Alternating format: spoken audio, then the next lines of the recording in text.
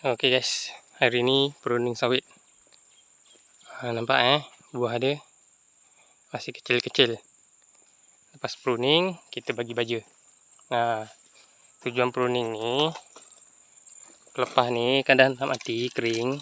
Ni. Supaya dia tak makan baja, jadi tak membazir. Macam gini tengok, bayangkan. Semak macam gini, kita baja. Baja mahal sekampet Kalau satu kampet cuma RM3, RM10 tak apa pun. Jadi kita pruning pun tak semualah. Tengok, rasa dah okey, biar.